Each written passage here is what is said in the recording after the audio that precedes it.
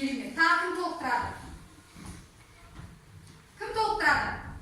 Нұрасыл. Ерте заманнан осы біздің заманымызға дейін ауызша жетіп келген әдеби турларды халық ауыз әдебиеті дейміз. Керемет, жарайсың, жақсы. Кім тағы толықтырады? Бар ма? Алып қосарларым. Халық ауыз әдебиеті дегеніміз не дегенге? Келесі сұраққа өтейік. Ауыз әдебиетінің ғылымда қалай деп атайды екен? Азамат айтып жүр. Керемет, жақсы. Бәрін қосыласыңдар ғой? Жарайсыңдар. Келесі. Ауыз әдебиетінің жазба әдебиетінен қандай айырмашылығы бар дейді? Ұлдағас айтып жүр. Ауыз әдебиетінің ауыз әдебиетінде ауызша, ал жазбада жазбаша болсын. Кім толықтырады? Ұлдана.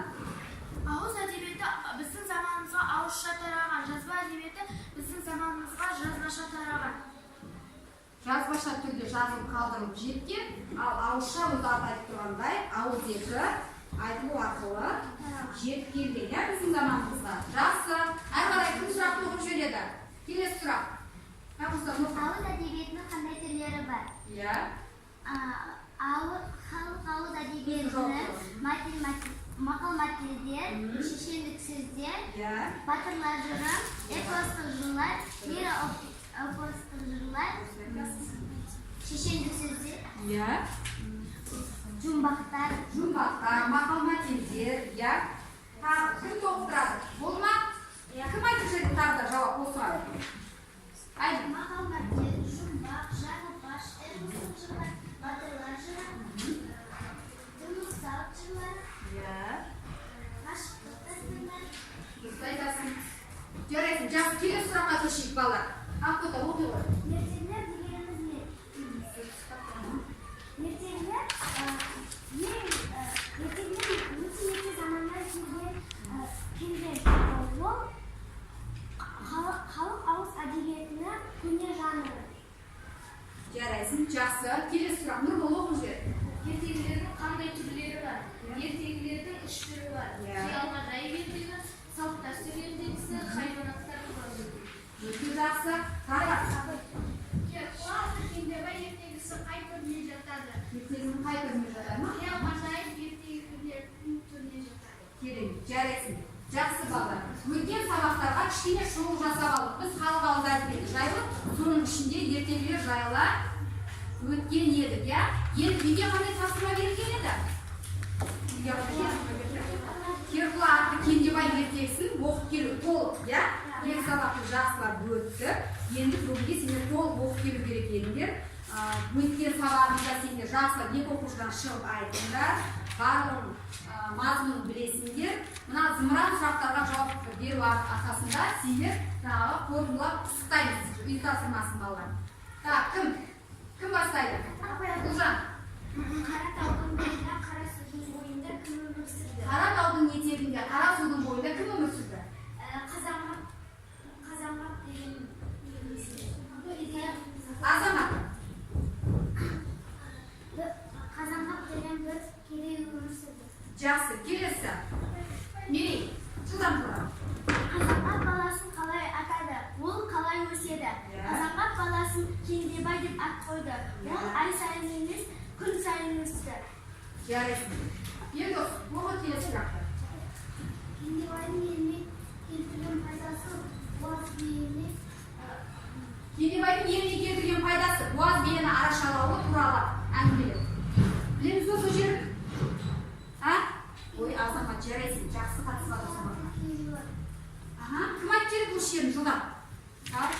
Кендебай ол еліне азық тауып береді. Ол буаз биені арыстандай бір көкжалдан құтқарды. Сосын ол көкжалды айналдырып лақтырды. Ол талды да қалды.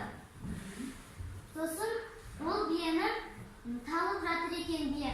Соның қарнын жарып, құлынын алады. Жарайсың. Әрі қарай. Нұрасыл, оқы. Келесі сұрақ. Қуанды немен асырады? Ол қауын өсті. Ол қуанды қуанның сүтінен асырады. Ол күн сайын емес, сағат сайын өседі. Керемет. Жарайсың. Минут сайын ба? Кім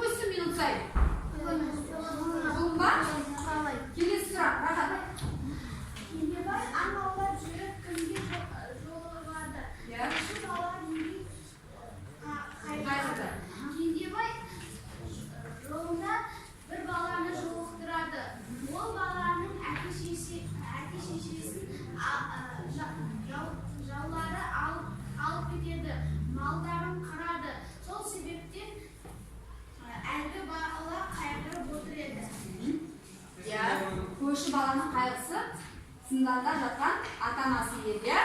Мұрсат оқи қой ары қарай. Ертең ертелі қиял-ғажайып ертеңіне түнде жатады. Өйткені ол жерде Жоқ, Керқұла атқа тіл бітіп иесіне не айтты дейді. Керқұла атқа тіл бітіп иесіне ана талдың етегінде бір бай тұрады. Соның ішінде сенің ана талдың ата-анасы жатыр. Ол зынданнан қамалып жатыр деп айтады. Дұрыс па? Дұрыс емес болса тоқтатып айтуларына болады балалар. Дұрыс айтып жатыр ғой, иә? Жақсы. Келесі Гүлназ оқы келесі сұрақты. Кендебайдың ара-қаралған етіне баруы ойнағы оқиғалар жайында қысқаша айтылды. Иә, айталық. Кендебай аралға сиыр бағушы болып барады. Ол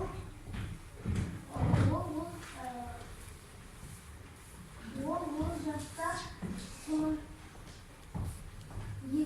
хан екі баласына бүгін құлын туады, соны күзетіңдер деп айтады.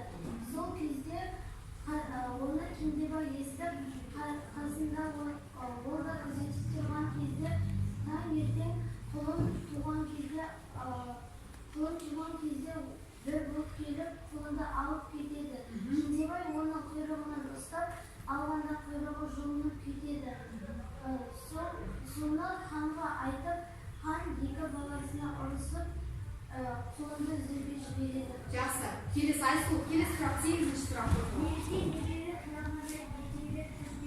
Иә. Екеуі кейде ертегілерде адамдар қиял-ғажайып Қиялынан туған ертегілерде фантастикалық негізде қиялғажайып оқиғалар орын алып жатады, иә. Мысалы, дәлел бар ма? Қандай дәлелдер келтіре аласыңдар? Ал Кендебай ол күн сайын емес, ол сағат сайын өсті. Кендебайдың күн сайын емес, сағат сайын өскендігі дәлел, иә, қиялғажайып екендігі, иә. Айталық. Қандай дәлел келтіре аласың? Дума, дәлел келтір. Құлынның күн сайын емес, минут сайын өскені. Ол да қиял ғажайып. Бұдана? Жеті басты дәу арыстан және мұстан кемпір. Иә, дұрыс айтасың. Қиял ғажайып екендігіне осы оқиғаларда дәлел болады. Бұдана? Ау? Дұрыс айтасың, алтын құйрықты құлын да қиял ғажайып ертегінің бір көрінісі. Иә, Алмұрзат? Нені? Дұрыс айтасың. Жалға сен қандай дәлел келтіргің келеді? Кендебай ай сайын емес, сағат сайын өсетін болады. Алтын күнде жігіт болып, алтын күнде жігіт. Жарайсың. Керемет. Балалар, соңғы сұрақ Кендебайдың жеті бастауымен арыстанды жеңуі туралы кім қысқаша айтып өтеді? Кім? Рахат айтамыз. Кендебай жеті бас дәуді үлкен қанжарымен жеті басын шалады. Арыстанды қылышымен мөлдіріп тастайды. Кім сол толықтырады осы жерде оқиғаны? Кім толықтырып жібереді? Тұрасыз.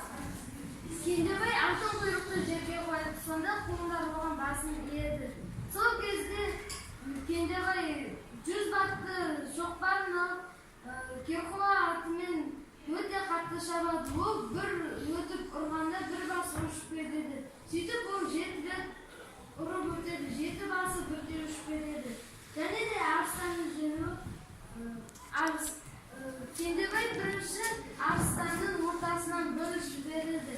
Кейін оның аузын кесіп алады. Жарайсың, керемет, жақсы. Жарайсыңдар. Балалар көзге тапсырмасын Кендебай ертегісін жақсылап оқығандығымызды көрсеттік бүгін.